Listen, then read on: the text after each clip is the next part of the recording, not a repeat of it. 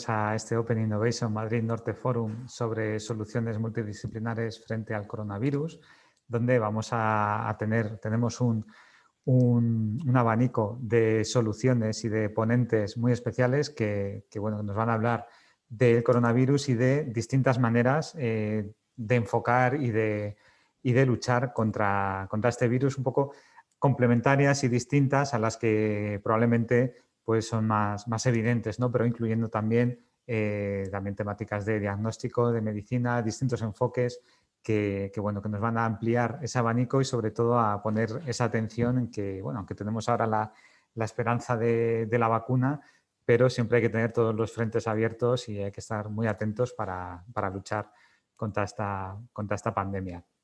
Este ciclo de jornadas, el Open Innovation Madrid Norte Forum, se engloba dentro del programa Compite de competitividad e impulso a la innovación y transferencia tecnológica empresarial de Madrid Norte.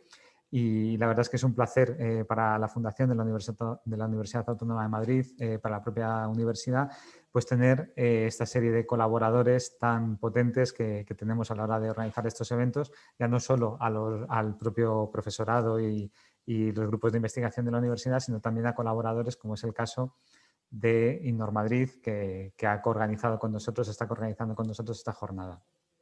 Y hoy contamos, de hecho, con su directora gerente, Isabel García. Sabéis que en la inauguración contamos en estos eventos con el vicerrector de Innovación, Transferencia y Tecnología de la Universidad Autónoma de Madrid, que os quiero transmitir de su parte un saludo y está con un asunto sobrevenido. Si se conectara ahora, pues entraría, por supuesto, a saludar y a aportar también su visión. Y con el director general de nuestra fundación, el doctor Fidel Rodríguez Batalla, que también, como director general de la fundación, pues es uno de los ideólogos de este tipo de jornadas que la verdad es que nos están dando muchas alegrías y estamos teniendo la oportunidad de ver a expertos tanto de la universidad como de fuera, pues muy potentes de primera línea y de conocer estas soluciones de primera mano, ¿no? de mano de los propios protagonistas. Transmitirles simplemente las excusas y dar la bienvenida también a Isabel García Carneros, la directora gerente de Innor Madrid. Adelante, Isabel, buenas tardes. Buenas tardes y muchas gracias. Muchas gracias a organizadores, a ponentes, a asistentes. He de disculpar también a Luis Suárez de Lezo, nuestro secretario general de Innor Madrid, que no ha podido estar hoy con nosotros conectado por cuestiones de agenda. Y bueno, pues muy contentos de celebrar este encuentro. Hemos preparado un programa que yo creo que refleja diferentes abordajes frente al coronavirus, diferentes soluciones que provienen de diferentes ámbitos y que dan respuesta a la lucha contra este virus. Para mí es un placer presentar al keynote speaker que tenemos como invitado hoy en esta jornada.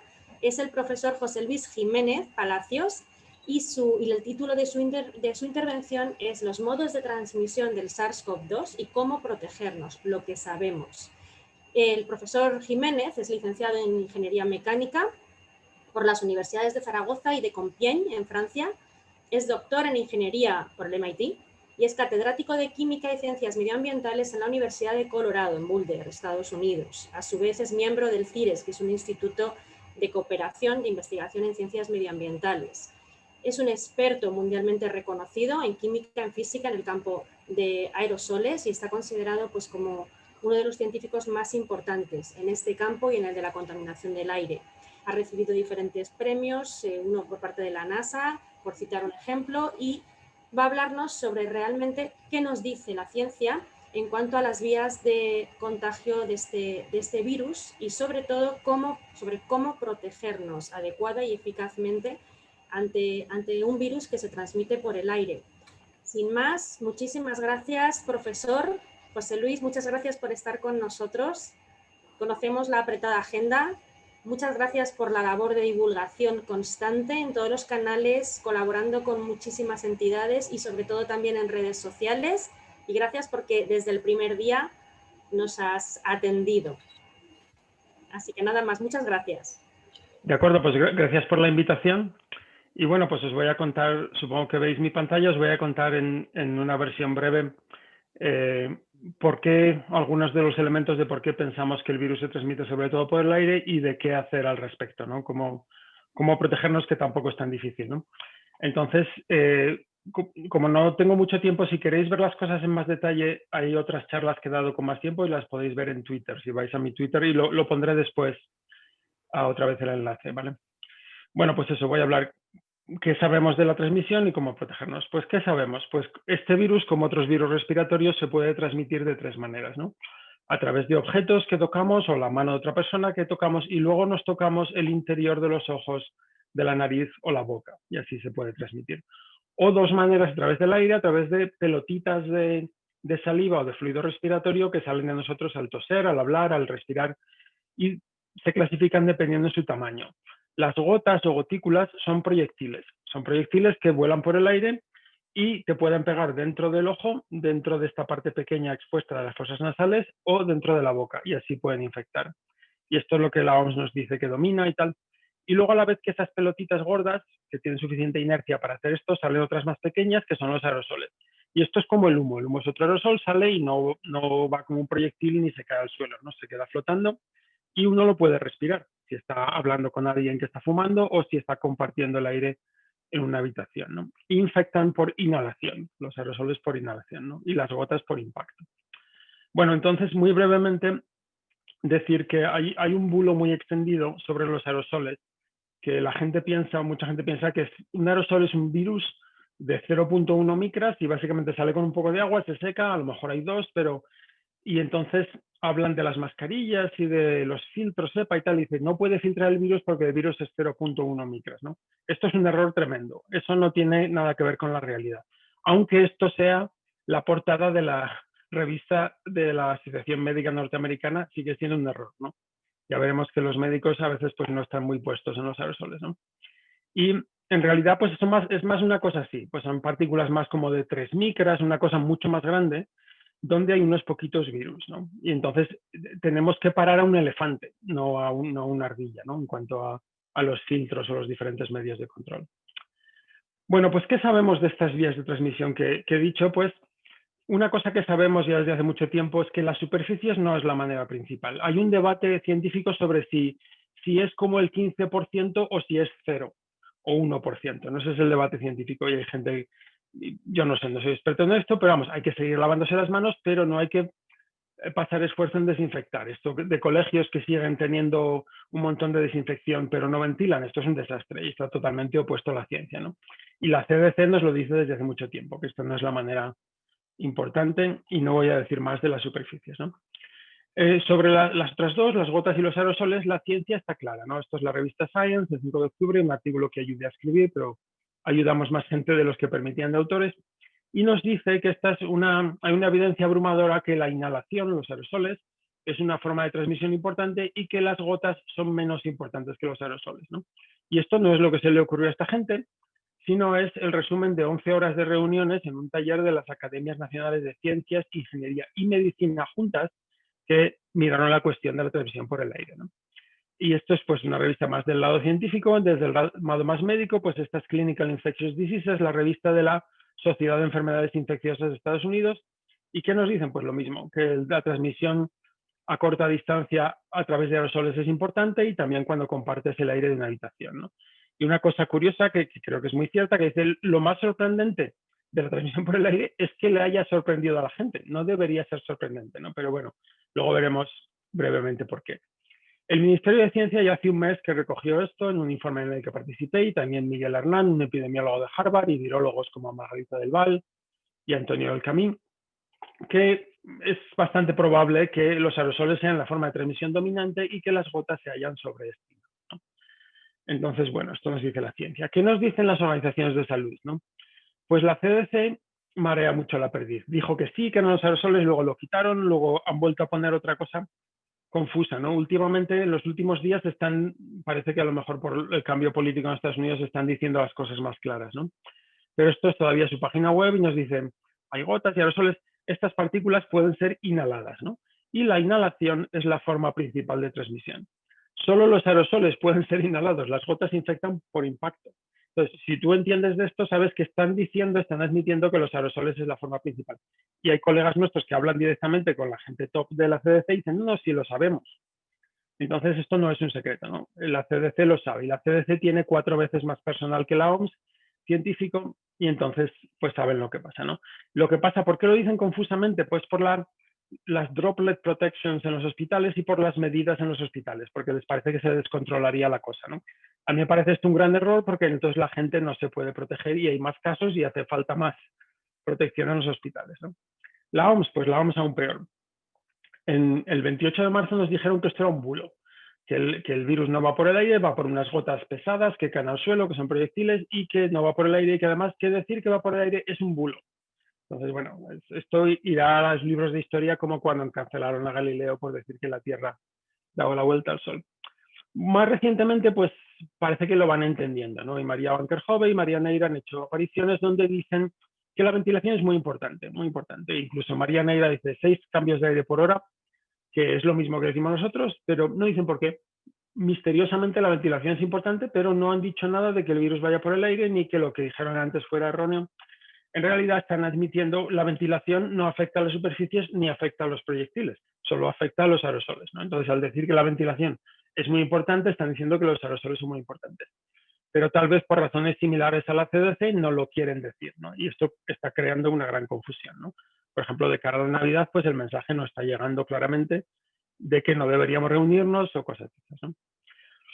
Bueno, entonces brevemente voy a decir algunas cosas de la transmisión y por qué la OMS concluye esto y por qué esto es erróneo, ¿no? Una cosa que se ve con esta enfermedad, muchas enfermedades respiratorias, ya desde la guerra de Crimea en 1853, se sabe que la distancia social funciona, ¿no? Si tú hablas en proximidad cercana, estás muy cerca de alguien, te contagias, y si mantienes distancia menos, ¿no? Esto es una cosa que se ve empírica, ¿no? Entonces la cosa es cuál es la causa, ¿no?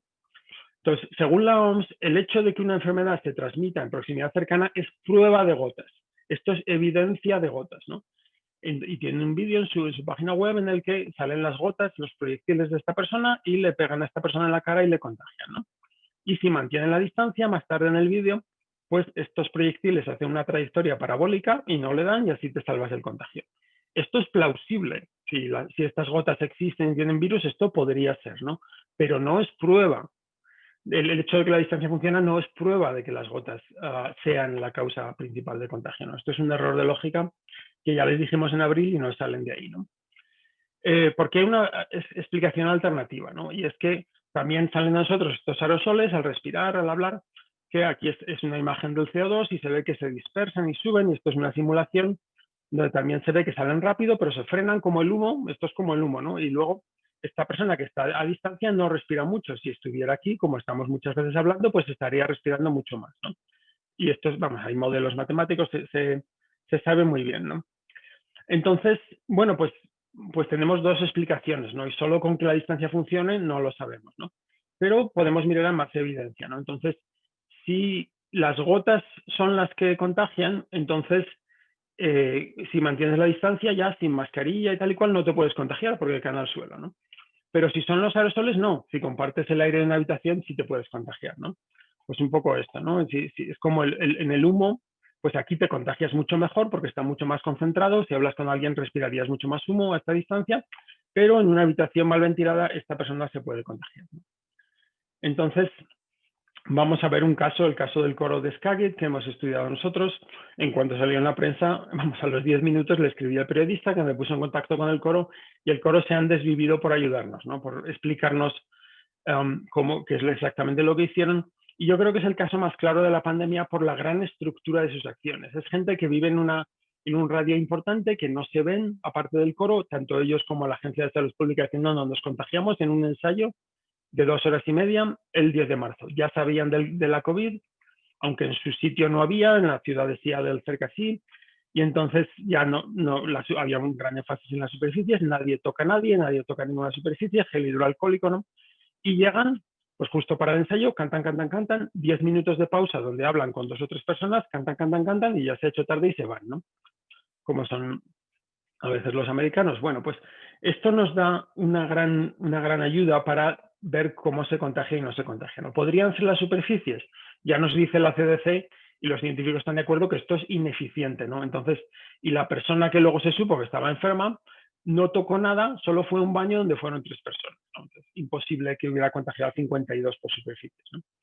¿Pueden ser estas gotas proyectiles? Pues nos dice la CDC que hay que hablar 15 minutos con alguien, ¿no? Y tuvieron 10 minutos de pausa en los que la persona infectada no habló con nadie y las otras personas hablaron con 2 o 3 de media, ¿no? Lo que nos dicen. Entonces, imposible hablar con 52 y contagiar a 52 con ese mecanismo, ¿no? Aunque hubiera otra persona infectada que no lo hayamos sabido, pues al principio pues también es imposible, ¿no? Los aerosoles, el aire, pues muy fácil. Una caja, una habitación con poca ventilación, una habitación que el aire se mezcla bien por el calor humano, por el flujo de cantar, mucho tiempo sin mascarillas, pues muy fácil de explicar. Incluso cuantitativamente, no tengo tiempo de enseñarlo, pero se ve que hay como 10 veces más virus aquí que en el caso del restaurante o del autobús de China, ¿no? Que es normal porque aquí están cantando fuerte continuamente, mientras que en el restaurante pues están hablando a un volumen más bajo intermitentemente en una conversación, ¿no? Y bueno, pues esto es un ejemplo, pero todos los casos que se han estudiado de superpropagación, todos apuntan a los aerosoles. Ninguno, que yo sepa, apunta a las superficies o apunta a las gotas, ¿no? Y estos casos de superpropagación nos dicen el 10-20% de los contagiados contagian al 80% de los nuevos contagiados, ¿no? Entonces, son muy importantes y todos se explican por aerosoles, ¿no? Hay mucha más evidencia, pero no tengo tiempo de... Esto me lo voy a saltar por el tiempo, pero bueno. ¿Cómo hemos llegado aquí, ¿no? Pues, ¿cómo estamos en una situación que la OMS nos dice que esto es un bulo cuando esta es la forma principal de contagio, ¿no? Aunque, bueno, ya no dicen que es un bulo, pero no se desdicen, ¿no? Bueno, pues es una cosa de la historia que voy a explicar muy rápidamente. En 1860 Pasteur descubrió los gérmenes y se debatía si las enfermedades venían por el aire, pero de una forma fantasmagórica, ¿no? Que podían cruzar el Atlántico y cosas así. Y entonces, en 1910, Charles Chapin, un investigador perdón, de salud pública norteamericano, escribió un libro que se llama Las fuentes y formas de infección, ¿no? Y entonces revisa toda la evidencia que se ha acumulado de las enfermedades infecciosas desde Pasteur. Y él, digamos, descubre o conceptualiza la infección de contacto. Se pensaba que los gérmenes, pues a lo mejor vivían en el agua pútrida, en la basura, y venían por el aire o por tal. Y dice, no. Si tú te contagias de la gripe, de la tuberculosis, es porque te ha contagiado alguien. El germen estaba, digamos, vivo dentro de esa persona y en un viaje corto por el mundo físico ha llegado hasta ti, ¿no? Y tú te has infectado. Esto nos parece obvio, ¿no? Ahora, pero claro, entonces fue un gran avance. Este señor se hizo muy famoso, llegó a ser el presidente de la Asociación de Salud Pública Norteamericana, y esto se convirtió en un paradigma de las enfermedades infecciosas y en un dogma, ¿no? Hasta aquí todo bien. ¿Qué pasa? Que a la vez que era una persona muy inteligente, ¿no? El libro está aquí, lo podéis ver en este enlace y lo recomiendo mucho, ¿no? Es muy, muy interesante. Pero que él hace un error, ¿no? Dice, se da cuenta porque había creado un hospital, es imposible enseñarle a la gente evitar la infección de contacto cuando están convencidos que se infectan por el aire, ¿no? Y de esta forma fantasmagórica de las miasmas y tal. Entonces, y dice, no tenemos evidencia, no hay evidencia de si el aire funciona o no, pero no lo necesitamos porque tenemos las gotas de Fluge que ya se habían descubierto, esto lo explica, el aire me crea un problema, entonces la solución es negarlo del aire, ¿no? Es una falacia científica. Toma la ausencia de evidencia, le da la vuelta y esto es evidencia de ausencia. Entonces, todo el paquete se convierte en el dogma de las enfermedades infecciosas hasta el día de hoy. Cuando hablamos con la OMS el 6 de abril, como si hubieran resucitado a Chapin. Todos chapinistas, esto del aire, pero ¿qué nos decís? Pero esto es como si les hubiéramos dicho que lo contagia el 5G, o sea, una barbaridad. ¿Y qué evidencia tenéis? Hace falta una evidencia tremenda porque es una cosa casi imposible. Entonces, bueno, no tengo más tiempo de hablarlo, pero esta es la clave, ¿no? Realmente es que no les cabe en la cabeza, nunca han estudiado los aerosoles, no tienen ni idea, unos errores tremebundos de factores de 100.000, o sea, unas cosas, vamos, que no tengo tiempo de explicarlo, pero vamos, que se te cae el alma a los pies, ¿no? Bueno, ¿cómo nos podemos proteger, no? Pues se transmite por el aire la mayoría. ¿Qué podemos hacer? Pues tampoco es tan difícil, ¿no? Es como el humo, o sea, lo más importante es evitar el humo, ¿no? Y todo lo que siempre me preguntan está aquí en estas preguntas, tinyurl.com, preguntas español, y aquí todo lo que me preguntan siempre está aquí, 60 páginas, lo hemos puesto entre 11 científicos muy, muy punteros en esto, y está todo ahí, ¿no? Pero voy a dar algunos apuntes. Pues es como no respirar humo, ¿no? Pues es como cuando tú, imagínate que todos están exhalando humo, tú no quieres respirar humo. pues ¿qué vas a hacer? Pues no compartir el aire, hacer cosas al aire libre, ponerte la mascarilla, abrir las ventanas, todas estas cosas de sentido común, muchas de ellas gratis, ¿no? Entonces, con esta infografía, pues se ve bien. Bueno, hay también una versión en español. Pues evitar sitios donde hay mucha gente, en interior, donde se ve muchísimo más contagio, ventilar, evitar estar a poca distancia, porque eso es verdad, se contagian si estás cerca, mucho tiempo, porque inhalas más virus, sin mascarillas o con las mascarillas mal puestas, y al hablar, cantar o gritar, como he dicho con el caso del coro, se emiten muchos más aerosoles y muchos más virus, ¿no? Entonces, hablar en volumen más bajo, salir a hablar al exterior, todo este tipo de cosas, ¿no? Y pues voy a decir, entonces, esto no es ciencia de cohetes, esto se puede modelar con unos modelos bastante fáciles, y este es el mío que está en la internet, lo podéis bajar, y tengo ahí una explicación en inglés, y con ese modelo pues hicimos, hicieron los periodistas, yo les ayudé en la simulación del país y tal. Esto está basado en eso, ¿no? Tienes un superpropagador y bueno, pues así se puede estudiar para casos concretos, ¿no? Y bueno, pues entonces, ¿qué hay que hacer? Pues hacer las cosas al exterior siempre que se pueda, ¿no? Y me dicen, es que en Sevilla hace mucho frío. Y digo, pues oiga, en Nueva York y en Boston en 1910, donde hace un frío tremendo, y desde el doctorado allí, y siempre la broma era que del MIT trabajábamos tanto porque ¿qué ibas a hacer? Con el frío que hacía, pues hicieron en 1910 las escuelas al aire libre y a los niños les fue mejor. Entonces, si se podía hacer entonces, se puede hacer ahora en las clases con las ventanas abiertas y con abrigo o al aire libre o diferentes maneras, ¿no? En Dinamarca están haciendo las clases al aire libre, ¿no? Y yo creo que hace más frío que en España, ¿no? Luego, otra cosa que hay que darse cuenta es que el interior nunca va a ser seguro, pero hay que hacer muchas capas de protección, ¿no? Como el modelo del queso suizo de Ian McKay. Pues este es el caso del coro, donde lo recalculamos con el modelo y decimos, bueno, se infectaron del 80 y tantos por ciento, ¿no? 52 de 60. ¿Qué pasa si ventilamos un poco? Pues baja el contagio, pero no mucho, porque es una situación muy extrema, ¿no? ¿Qué pasa si ponemos un filtro EPA? Pues baja el contagio, pero no mucho. ¿Qué pasa si les ponemos mascarillas? Pues baja el contagio a la mitad. ¿Qué pasa si en vez de 2 horas y media se reúnen 1 hora y cuarto? Pues baja el contagio. La cosa es, si hacemos todas las 4 cosas a la vez, ventilación, filtro EPA, mascarillas y bajar la duración, entonces es cuando tenemos éxito. De 52 se contagian 5.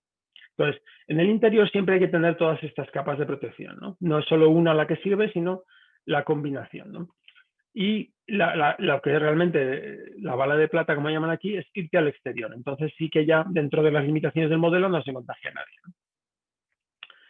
La ventilación, si vas en el exterior, funciona muy bien. Y esto se sabe para todas las enfermedades que se transmiten por el aire. Para la COVID no se ha publicado todavía, pero para la tuberculosis, esto es un caso de una residencia de estudiantes en Taiwán, donde veían que el CO2, que es un indicador del aire exhalado, era 3.000 partes por millón, y había muy poca ventilación, y empiezan a haber casos de tuberculosis, ¿no? Que se transmite solo por el aire, es una enfermedad mucho más lenta que la COVID, contagia mucho más tiempo, y entonces se ponen las pilas y dicen, uy, esto está muy mal ventilado, esto está yendo por el aire, ¿no?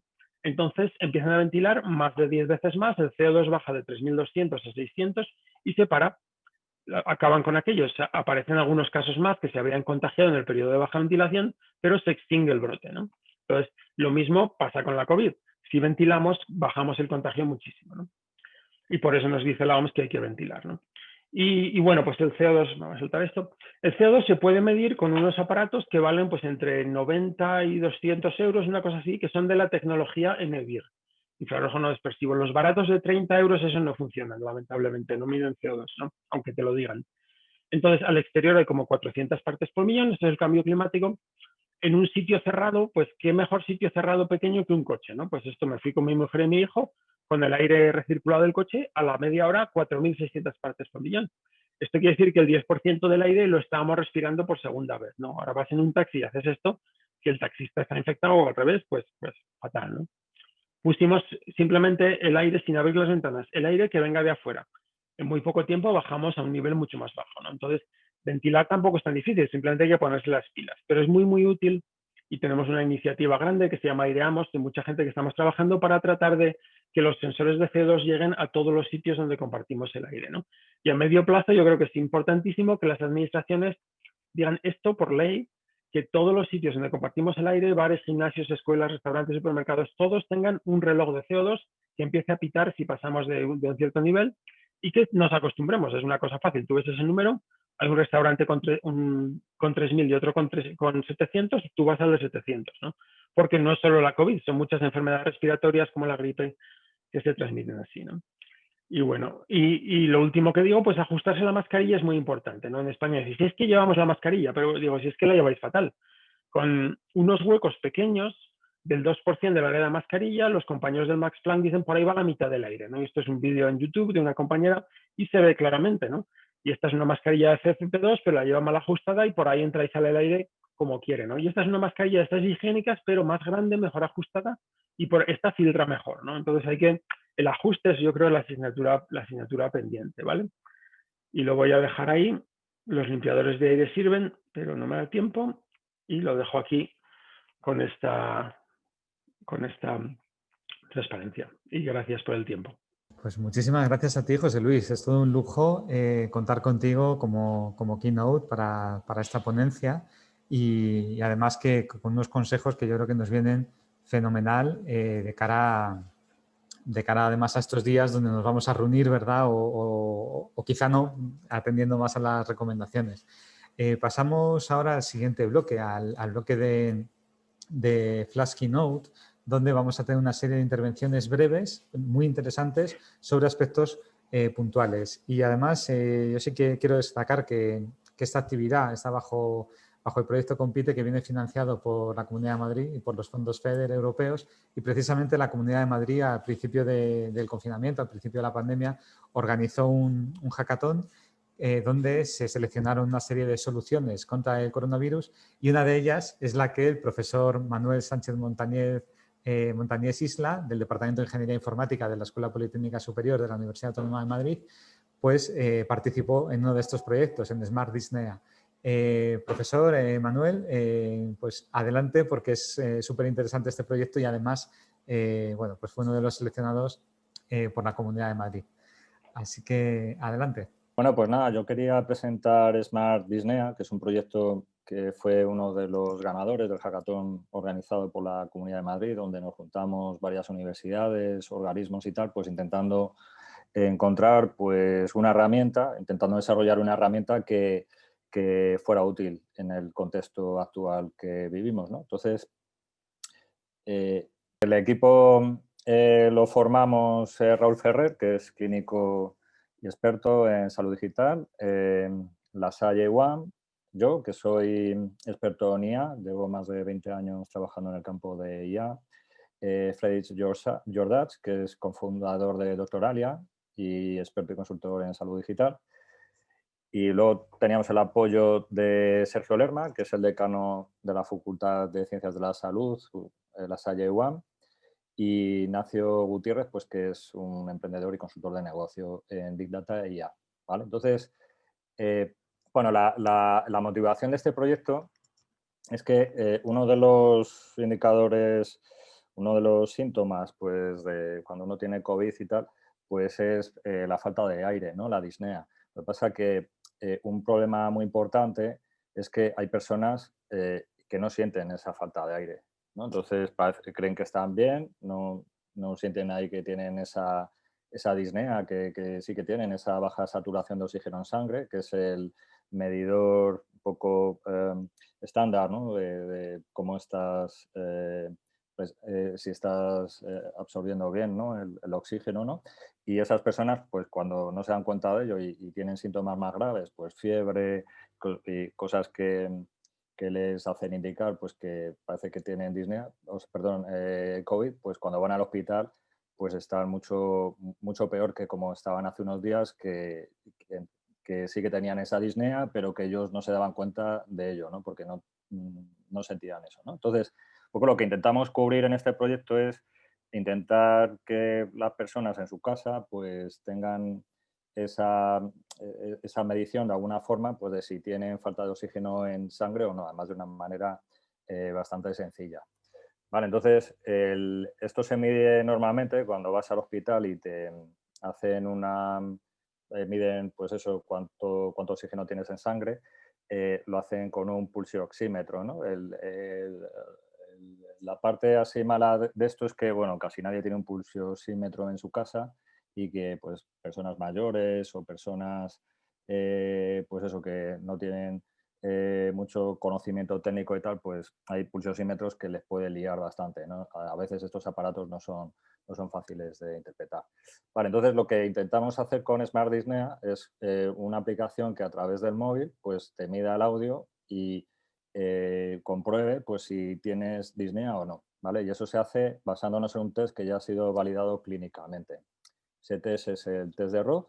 Entonces es un test muy sencillo que de hecho lo han estado usando comunidades autónomas como Galicia para hacer el seguimiento por teléfono a pacientes, ¿no? O sea, la idea es que le pides al paciente que inspire profundamente, que cuente hasta 30 en su idioma y mides hasta qué número llega y si ha hecho alguna respiración, aunque sea muy leve, entre medias, pues mides cuándo ha hecho esa respiración. Entonces, en el test de Roth, pues se tienen en cuenta esos dos factores y dependiendo de si cuentas más o menos, o si tienes esa pequeña inspiración o no, entre medias de la cuenta, pues las cuentas te dicen pues si tienes menos del 90% de oxígeno en sangre o menos de 95%, ¿no? Entonces, el test de Roth nos permite pues tener como dos niveles de disnea, ¿no? Grave y no tan grave, ¿no?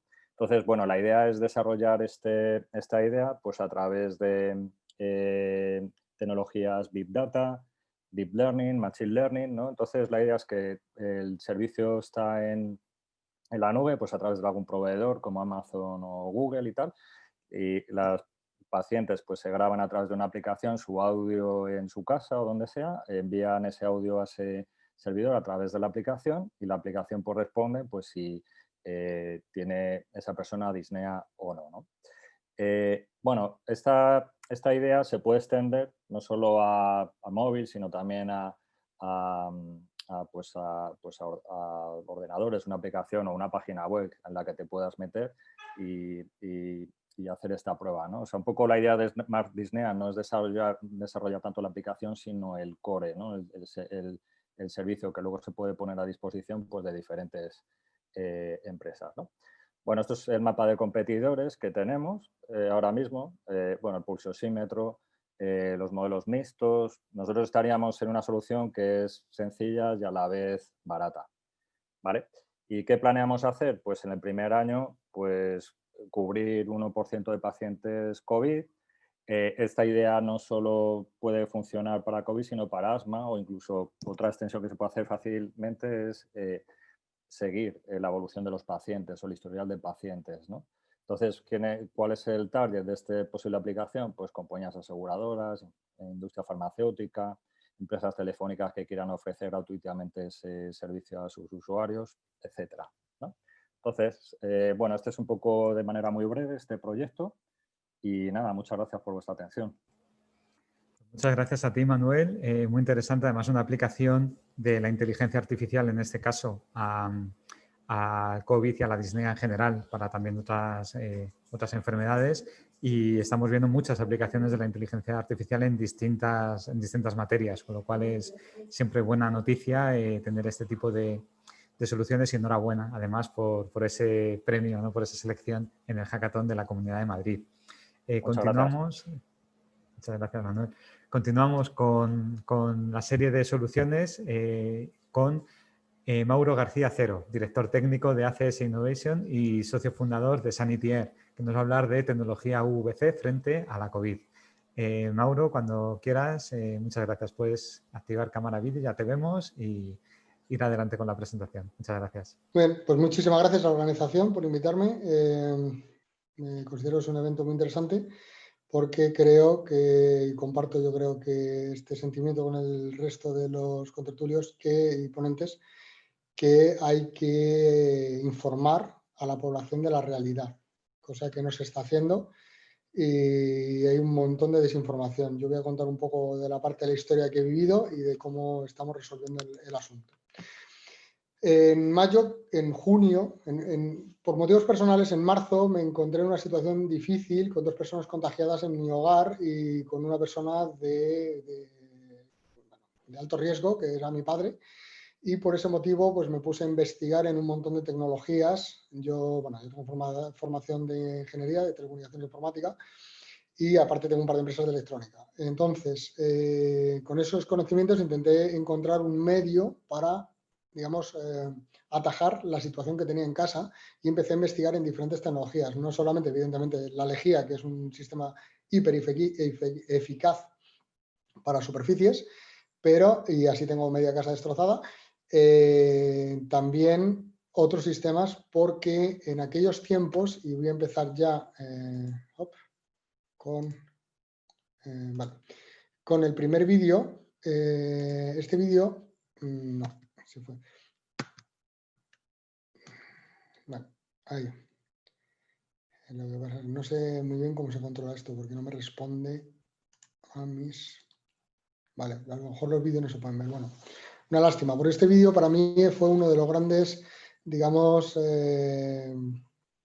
informadores o preconizadores de cuál iba a ser la situación. Este vídeo surgió allá para finales de marzo, era una simulación viniendo creo de la Universidad de Osaka, en Japón, en base a una serie de mediciones hechas a base de sampling de láser, de la respiración, estornudos, tosidos de personas, ¿vale? Entonces, a partir de ahí, generaron esta simulación donde una persona...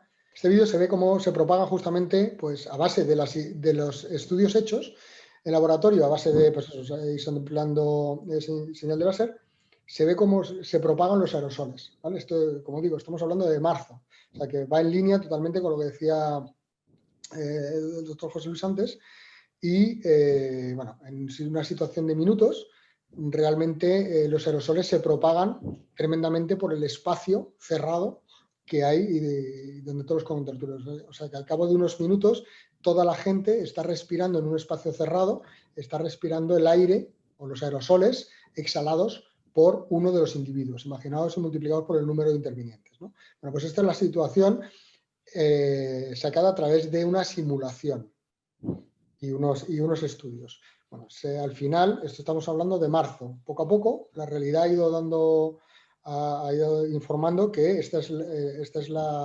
mayor vector de contagio para este tipo de enfermedad. En contra de, y estoy aquí me uno también a los sentimientos de otros contertulios y ponentes de lo que están diciendo las autoridades. Bueno, a continuación, vemos un poco cómo nosotros vimos una posibilidad de destruir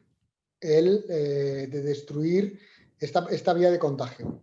Nosotros construimos una máquina en base al ultravioleta. Vamos a hacer una máquina muy sencilla. Digamos, a lo mejor, no voy a decir que fuésemos pioneros, porque el ultravioleta, lo vemos, se lleva utilizando de manera germicida desde 1878, que se descubrió su capacidad germicida, un poco por error, pero es extremadamente eficaz. El único tema hay que tener en cuenta es la dosis de energía lumínica que se suministra a los patógenos, ¿vale? Entonces, esa dosis se estima en julios y nosotros, digamos que a lo mejor lo que hemos hecho bien ha sido hacer bien los cálculos de la cantidad de luz emitida respecto de la velocidad de paso.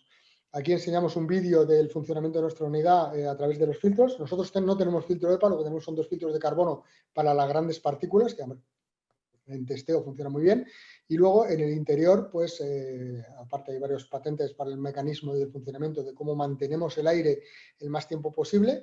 Tenemos una dosis de radiación aproximada de unos 15 milijulios por centímetro cuadrado de cada uno de los patógenos, de manera que con los estudios que hay ahora mismo y que se saben desde mayo, donde la Universidad de Boston con Signify establecieron,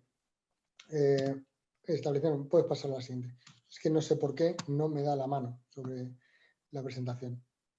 Entonces, puedes continuar. Gracias, Marta.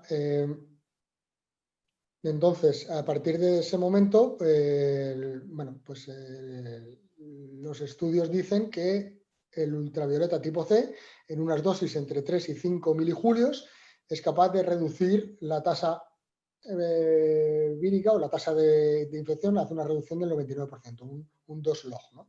Esto funciona porque el ultravioleta tipo C se emite en la frecuencia, el ultravioleta tipo C que nosotros usamos, que viene de las lámparas de mercurio de baja presión, emitiendo en 254 nanómetros, vamos, lámparas muy asequibles económicamente, tiene una frecuencia o una longitud de onda de emisión muy cercana a la longitud de onda de resonancia de los nucleótidos, que son los 265 nanómetros. Esto hace que al acumular energía a través de la radiación lumínica se rompan las cadenas genéticas y a través de esa rotura del código genético es incapaz de multiplicarse, de manera que el virus o bacteria queda inactivado. Hay multitud, y cuando digo multitud me refiero a cientos e incluso miles de estudios que refrendan el uso del ultravioleta tipo C para un montón de cepas, tanto de bacterias como de virus, como de hongos, y está más que probado a lo largo de la historia. Aún así, todavía hay gente que pone en duda el funcionamiento del ultravioleta tipo C. También es cierto que puede ser tremendamente dañino. Por ejemplo, estos son datos que se han ido acumulando de estudios, bueno, hay multitud, pero últimamente, pues de Signify, empresa propiedad de Philips, con la Universidad de Boston, pues se hicieron ensayos con el coronavirus. También, bueno, un artículo de National Geographic, otro artículo de la FDA, de cómo la ultravioleta tipo C, pero vamos, en multitud. O sea, cualquiera que ponga ultravioleta tipo C COVID aparece en multitud de virus, ¿entiendes? Multitud de estudios en los que el ultravioleta es muy efectivo, porque no puede ser de otra manera. Aquí el único asunto es la cantidad de radiación, de energía emitida a cada uno de los nucleótidos para avalar su eficacia. Estos son, quiero un poquito más rápido. Nosotros en Sanitier lo que hemos apostado ha sido por la certificación. O sea, nosotros no nos hemos creído el funcionamiento real de nuestro aparato hasta que no lo hemos certificado. Para ello hemos contado con diversas entidades de certificación. Esto es algo que me gusta transmitir, y es que todo producto que se compre, y eso es un problema de la desinformación que hay ahora mismo, para mí tiene que tener un alto grado de certificación, que lo que nos estén vendiendo responda realmente a las necesidades que tenemos y no nos estén vendiendo unas cosas por otras o cosas que no valgan en absoluto. Nosotros hemos tenido clientes que han vuelto de comprar productos de Amazon, donde han tenido, por ejemplo, lámparas ultravioleta tipo C en radiación directa, que los han puesto a lo largo y ancho de la oficina y han quemado a sus empleados. O sea, podría contar una multitud de anécdotas de auténticas barbaridades que se están haciendo por el desconocimiento. Yo lo que veo aquí es un problema por parte de las autoridades que no están informando de manera adecuada. La tecnología funciona y hay muchas tecnologías que funcionan. El único tema es informar adecuadamente para hacer uso de ellas en los diferentes entornos. Bueno, estos son los institutos con los que hemos trabajado, Candeltech, porque la radiación ultravioleta es extremadamente dañina, igual que lo es con virus y bacterias, también lo puede ser con el ser humano, y hay estudios que lo avalan. Entonces, nosotros lo que hemos hecho es una certificación, de hecho, cumple 5 estándares de certificación contra la radiación. Nuestra máquina está clasificada tipo 0, pero vamos, yo creo que debería ser una obligación que toda máquina usando el ultravioleta tipo C debería no emitir radiación o tener sistemas de seguridad doblemente o triplemente redundados para evitar que la radiación pueda llegar a seres humanos. Luego también también hemos certificado nuestro funcionamiento, las tasas de desinfección a través de los laboratorios de SGS, Eurofins y Deitel. ¿Vale? Nosotros confiamos mucho en la tecnología europea, de manera que nuestros proveedores todos vienen de España y de Europa y fabricamos aquí en España. ¿Vale? Ha sido uno de los pequeños challenges que hemos tenido solamente ya constituir la empresa, aunque ya somos empresarios, tanto mi socio como yo, pero digamos que la metodología sigue siendo mejorable. Diferentes directivas que nos aplican y que deberían ser un mínimo de aplicación. Cuando hablo de aplicación de directivas y de estándares, también hablo de otras tecnologías, que pueda ser de ozono, fotocatálisis, etcétera, etcétera, que todo lo que se compre y que se pueda llegar a mercado debería de ser de una extrema rigidez certificatoria para no cometer barbaridades a nivel de salud. O sea, como digo, en AliExpress podemos comprar ozonizadores a 15-20 euros. Entonces, respirar ozono no es bueno. Y eso es algo que es como coger un cuchillo y cortarte las venas. Nadie se compra los cuchillos para cortarse la vena, bueno, excepto salvo raras ocasiones, porque se sabe lo que es, pero nadie sabe, porque no se ha informado adecuadamente, de que si te compras un ozonizador en Amazon y tienes exposición directa al ozono, puede crearte graves daños de salud. Y eso es una cosa que creo que la comunidad, digamos, de las autoridades no está transmitiendo de manera correcta. Una panoplia de fotos de nuestros productos.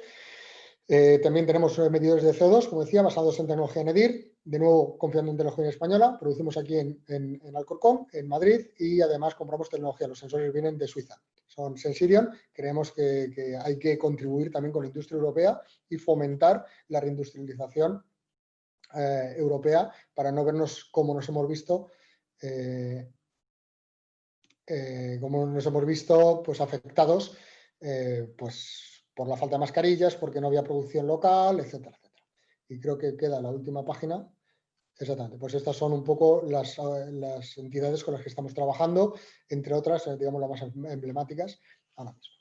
Os agradezco enormemente la posibilidad de participar y creo fervientemente en el ultravioleta como un sistema para acotar esta, digamos, propagación de la pandemia. Proba es nuestra empresa, pero no solo. También estamos trabajando en sistemas de filtros porque la purificación del aire es muy importante. Gracias a todos y bueno, cualquier cosa tenéis Muchísimas gracias, Mauro, por esta presentación y por continuar este viaje, ¿no?, de inteligencia artificial a electrónica y ultravioleta, y continuamos ese viaje de distintas tecnologías que nos pueden aportar soluciones para el coronavirus, yéndonos a los materiales y al grafeno, con el profesor Félix Zamora Habana desde el Departamento de Química Inorgánica de la Facultad de Ciencias de la Universidad Autónoma de Madrid, que nos va a hablar sobre tejidos profilácticos modificados con grafeno y derivados eficientes contra el SARS-CoV-2. Adelante, Félix, un placer tenerte aquí. Bueno, comenzar dando las gracias a los organizadores del evento y a la posibilidad que me dan de participar en el mismo. Voy a intentar ser bastante breve, explicando un poco cómo nuestra incursión en este mundo. Antes de nada, bueno, pues enseñaros unas fotos del grupo de trabajo en nuestro laboratorio de aquí de la Universidad Autónoma.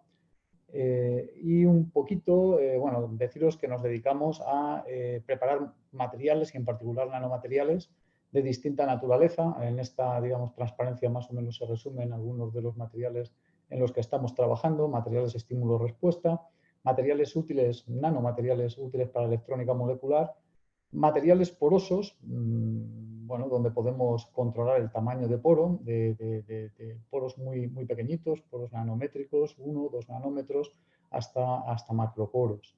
Y materiales bidimensionales, son 2D materials. Voy a centrarme hoy, esta tarde, en estos. Y ahora veremos un poco el porqué.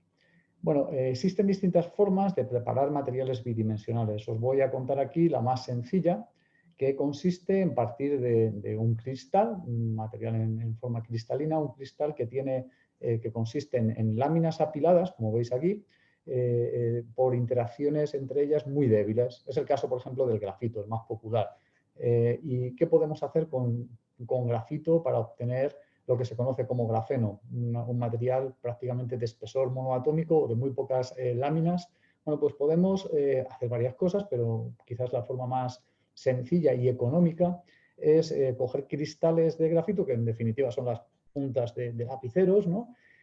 Esos cristales, utilizar disolventes adecuados que se puedan introducir entre las láminas de este cristal inicial y aplicar una energía, por ejemplo sonicación, para intentar delaminar, obtener esas láminas de ese material. Bien, en este proceso intervienen múltiples factores que no voy a analizar ahora porque no tiene sentido, pero bueno, nos permite, si lo controlamos bien, si controlamos bien esos factores experimentales, pues nos permiten, por ejemplo, obtener suspensiones de grafeno, también de otros materiales bidimensionales, análogos, con distintas concentraciones, como veis en estos viales, en estos botes que os enseño, con distintas concentraciones y en distintos disolventes. Aquí no se ve muy bien, pero esto es una disolución, bueno, una suspensión estable de THF-agua. Aquí os muestro, nada, simplemente una curiosidad a nivel de caracterización de lo que tenemos dentro de estas suspensiones, que son laminitas, como veis aquí, pequeñas en espesor, el espesor por debajo de 4 nanómetros, y sin embargo de dimensiones laterales, esta de aquí y de acá, que son significativamente más grandes. Es como folios, ¿no? Folios de espesor muy pequeñito y dimensiones laterales muy grandes. Eso es lo que es el grafeno. Bien, si podemos coger estas suspensiones, que les podemos llamar también tintas coloquialmente, y, bueno, mediante alguna técnica, depositarlas, por ejemplo, sobre vidrios, y veis aquí que obtenemos vidrios modificados con veis aquí, distintos niveles de transparencia. Al depositarlo sobre vidrio, el grafeno es conductor y aquí medimos cómo aumenta la conductividad cuando disminuye la transparencia de los vidrios, es decir, cuando tenemos más material sobre esos vidrios. Se pueden hacer este tipo de experimentos, pero también podemos hacer otros. Os enseño aquí unos resultados que ha obtenido un laboratorio de la Universidad Autónoma de Pedro de Pablo en el ICIMAC, donde analizó hace tiempo la interacción de virus, en concreto este es el Fi29, interaccionando con grafeno. ¿Vale? Aquí veis que estos son un montón de virus y aquí veis cómo principalmente, esto es la superficie que es mica, cómo principalmente se anclan preferencialmente a lo que está debajo con esta forma que es el grafeno. No solo se anclan, sino que al anclarse veis que este es un solo virus, veis que eyecta algo, es decir, tira para afuera algo, y eso que tira para afuera es el material genético, es decir, el virus se inactiva, eso lo hemos comprobado posteriormente. Aquí veis otras imágenes de ese microscopio de fuerzas atómicas, donde analizando la altura, o sea, cómo se deforma en diámetro ese virus, cómo cambia al interaccionar con la superficie, con el grafeno. Inicialmente tiene una altura de unos 30 nanómetros y cuando se ancla fuertemente pues baja a unos 25 o incluso por debajo nanómetros, por esa deformación que sufre por interacción con esa superficie.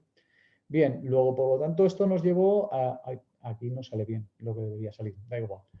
Nos llevó a la siguiente posibilidad. Somos capaces de preparar tintas de estos materiales, de grafeno y otros, y estos que tenéis aquí, no ha salido adecuadamente, bueno, pero es el enrejado típico que tenemos en los filtros que tenemos en las mascarillas. Es polipropileno, tejido o no tejido. De esto posiblemente os va a hablar posteriormente Alberto Miralles de Nonwovens Ibérica, con los que estamos colaborando.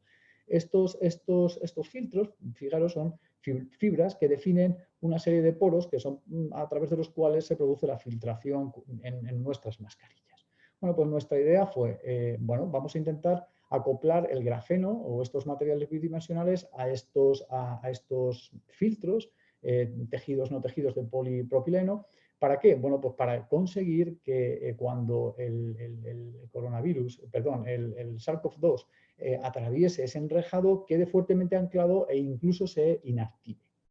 Uno puede decir, bueno, pues ¿por qué no preparas un composite? Que es una cosa ligeramente distinta. Es una mezcla entre el polímero, la poliamida en este caso, o el polipropileno, y el grafeno. ¿Qué sucede? Que estos composites, que son posibles de preparar, el contenido que tienen en grafeno es muy bajo y el contenido que dejan expuesto en superficie es muy bajo.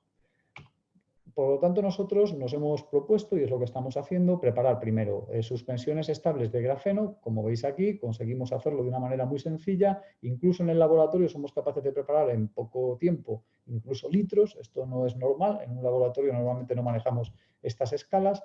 Litros de grafeno suspendido de forma muy estable, son casi coloides, en isopropanol, por ejemplo. Aquí algo ha fallado, no sale la caracterización, pero muestra que, bueno, pues que son unas laminitas como las de antes, muy finitas, en apenas 4 o 5 nanómetros y dimensiones laterales, como os decía antes, tipo hoja, es dimensiones laterales grandes. Eso es la característica del grafeno. ¿Y qué hacemos con esas suspensiones estables? Bueno, pues hemos ideado un dispositivo que es el que se muestra en esta diapositiva. Aquí había un vídeo, pero tampoco bueno, está en marcha. A ver si le doy al clic, igual no funciona. Lo que hacemos es, a través de este dispositivo, que es un nebulizador, bueno, y la suspensión estable de grafeno que hemos preparado, modificamos filtros de distinta naturaleza, por ejemplo, poliamida o polipropileno, los modificamos con este nebulizador para pasar a tener esta situación. O sea, modificamos el filtro añadiendo la tinta de grafeno encima. ¿Qué conseguimos a nivel microscópico? Como veis aquí, este es el polipropileno sin tratar, ¿vale? Estas son las fibras, es una imagen de microscopía óptica muy sencilla. Y aquí veis la fibra después de ser tratada con nuestra suspensión de grafeno. Como veis, está perfectamente decorada con lo que son laminitas de grafeno en su superficie. estas de acá, que lo tenemos aquí un poquito más grande, o incluso en esta imagen de microscopía electrónica mucho mayor. Quedan perfectamente recubiertas. Lo hemos hecho este mismo procedimiento, lo hemos aplicado a otros materiales bidimensionales. Aquí os enseño el disulfuro de molibdeno y el óxido de grafeno. Estamos trabajando con muchos más y en todos ellos obtenemos un resultado análogo, es decir, decoramos, pintamos una a una las fibras que constituyen el polipropileno que forma parte de los filtros de las mascarillas. No solo eso, sino que hemos observado que esta funcionalización de esas fibras que deja expuesto al 100% nuestro material bidimensional no interfiere en la capacidad de filtración de filtros, por ejemplo, FFP2 o FFP3. Es decir, no estamos acumulando material en la estructura entre los poros que definen este entramado, ¿vale? Eso es importante porque si no, lo que haríamos sería colapsar la filtración en la mascarilla. Hemos hecho recientemente pruebas de lavado para comprobar que mantenemos el material fijado a la superficie, incluso después de realizar varios lavados en condiciones de temperatura y tiempos elevados. Y bueno, actualmente pensamos por los datos que tenemos que podemos aplicar esta tecnología no solo a filtros de propilenos o poliamidas útiles para preparar mascarillas, sino también a filtros EPA. Y es lo que vamos a estudiar. En paralelo, bueno, estamos realizando estudios con distintos de interacción de todos estos materiales bidimensionales con distintos tipos de virus. Al FI29 hemos añadido virus de membranas lipídicas, los que aquí se recogen, y coronavirus de cerdo, y estamos incluso trabajando en colaboración con el Centro Nacional de Biotecnología con SARS-CoV-2. Parte de este proyecto está subvencionado por los fondos Supera-COVID del Banco Santander, de la CRUE Santander, y os muestro aquí bueno, parte de las personas con las que integran este consorcio, que es bueno, un total de 5 grupos, aparte del mío, pues el de Pedro J. de Pablo, el del profesor Julio Gómez, el Jaime Martín Benito del Centro Nacional de Biotecnología y el profesor Francisco José Olmo de la Universidad de Granada. Y bueno, termino dando las gracias a toda la gente de mi grupo que trabaja en este proyecto y en otros materiales relacionados. Y, por supuesto, gracias a todos vosotros por la atención y por la invitación. Muchísimas gracias a ti, Félix, por tu presentación y por el trabajo que hacéis, ¿no? Y continuamos el viaje de la ingeniería, la informática, la química y ahora vamos con la biología, con la profesora Ángeles Juarrán de la Fuente del Departamento de Biología de la Facultad de Ciencias de la Universidad Autónoma de Madrid, que nos va a hablar del Virucidal Composition and Uses thereof. Así que, Ángeles, cuando quieras, la presentación es tuya. Adelante. Perfecto. Bueno, buenas tardes a todos y también pues quiero agradecer la invitación de la Fundación de la Universidad pues a presentar esta idea que ha sido presentada de hecho como una patente. Todavía no tenemos la aceptación, pero bueno, pensamos que lo conseguiremos en breve, ¿vale? Realmente nosotros, la idea surge por la colaboración básicamente de 3 grupos grandes. Por un lado hay una empresa, que es una empresa pequeña, cuyo representante es el doctor Salvador González. Esta empresa se llama Dermomagister. Por el Instituto Aragonés de Ciencias de la Salud, cuyo representante es la doctora Yolanda Gilaberte, y 2 grupos de la Universidad Autónoma de Madrid, virólogos, José Antonio López, Raquel Bello Morales y por mí misma. Bien, nosotros realmente llevamos muchos años trabajando en cáncer de piel. Como todo el mundo sabe, bueno, este cáncer de piel tiene una incidencia altísima y además pues cada año es más elevada, se va incrementando y una de las causas es básicamente la exposición al sol. Además de estudiar la génesis del cáncer y la evolución de este tipo de cáncer, pues lo que hacemos es buscar terapias para su tratamiento. Y en este sentido, pues tenemos una experiencia importante, ya porque ya llevamos muchos años trabajando en una terapia que se llama terapia fotodinámica. De hecho, 2 de los componentes de las personas que participan en esta idea son dermatólogos. Aquí bueno, se muestra un poco cómo funciona esa terapia, donde la luz es un componente fundamental. En esta diapositiva lo que hago es resumir brevemente el funcionamiento de esa terapia. La terapia consiste en el uso de unos compuestos que se llaman fotosensibilizadores, que ellos por ellos mismos son totalmente inocuos. Pero cuando se excitan con luz, con la luz apropiada para cada fotosensibilizador, son capaces de producir grandes cantidades de especies reactivas de oxígeno que llevan a la destrucción de las células tumorales y por lo tanto a la regresión del tumor. Esta terapia está siendo utilizada en muchísimos países del mundo en los últimos años con gran eficacia para el tratamiento precisamente de tumores de piel. Algunas variedades o algunos tipos de tumores de piel, no para todos. Pues bien, basándonos precisamente en la terapia fotodinámica, nosotros hemos desarrollado una tecnología donde hemos utilizado una serie de compuestos fotosensibilizantes y hemos comprobado que son capaces de destruir, de eliminar, mejor dicho, destruir una serie de virus. En concreto, hemos preparado unas composiciones y hemos visto que esas composiciones en presencia de luz son capaces de inactivar diferentes virus. Concretamente, nosotros hemos trabajado básicamente con dos tipos de virus.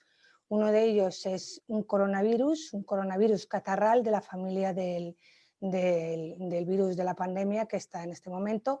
Y luego, por otro lado, tenemos otro virus que es el herpes simplex. Entonces, para los dos tipos de virus hemos visto que estas composiciones en presencia de luz son muy eficaces. Por lo tanto, digamos que esta idea entra dentro de lo que es el campo de productos viricidas, con la intención de poder ser aplicada tanto en superficies biológicas, especialmente en la piel, como ahora veremos, pero también en superficies inertes. Y bueno, pues se aplicará sobre todo en forma de líquida, aerosoles o en sprays. Muy brevemente voy a comentar algunos de los experimentos que hemos hecho y que nos han llevado precisamente a presentar la idea, ¿no? Como he comentado, hemos trabajado una serie de virus. Estos virus son ese coronavirus catarral, por otro lado el herpes simple. Hemos probado todos los estudios, hasta el momento los hemos hecho en líneas celulares, por lo tanto in vitro, y hemos probado dos líneas celulares, una humana y otra de mono, y tenemos dos preparados, uno que lleva un compuesto que es el SAI-101 y otro que lleva un compuesto que es el SAI-102. La fuente de luz que hemos empleado es una fuente de luz artificial, pero es luz visible, por lo tanto, digamos que coge toda la parte entre los 400, 420 nanómetros hasta los 700 nanómetros, es decir, es una fuente de luz muy parecida a la parte visible del Sol. Por lo tanto, aunque nosotros hemos utilizado una fuente de luz artificial, esta tecnología se puede utilizar con la luz visible, con la luz del Sol, ¿vale? Bien, los resultados llamativos que hemos obtenido es que los compuestos, estas composiciones, tanto la que contiene SAI-101 como SAI-102, por un lado, por ellas mismas no inducen daño celular y tampoco lo hacen cuando se combinan con luz con luz visible. No se observa daño en los test que nosotros utilizamos habitualmente para valorar el daño celular. Sin embargo, sí hemos visto que precisamente cuando nosotros incubamos los virus con esas preparaciones y posteriormente las irradiamos con luz de la longitud de este amplio rango de longitud de onda, el virus es incapaz de infectar la célula. Esto se ve muy bien en esta diapositiva donde tenemos, esta es una imagen de microscopía de campo claro donde se ve nuestras células. En el caso tenemos el virus y se produce la infección y vemos el cambio drástico de la morfología y por otro lado estos virus lo que hemos hecho ha sido marcarlos con una proteína verde fluorescente de forma que en microscopía de fluorescencia podemos observar muy bien si las células están o no infectadas por la presencia de una serie de puntos dispersos que se encuentran a lo largo de toda la preparación. Aquí vemos claramente esa fluorescencia en nuestras preparaciones.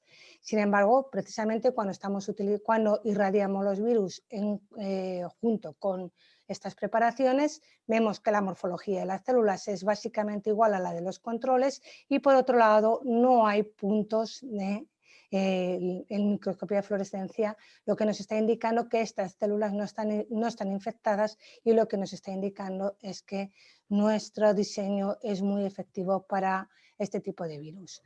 Esta diapositiva realmente lo que refleja es algo parecido a lo anterior, lo único que nos está diciendo que esta preparación es un poquito más eficiente que esta otra, pero en ambos casos es muy claro si se compara con nuestros controles.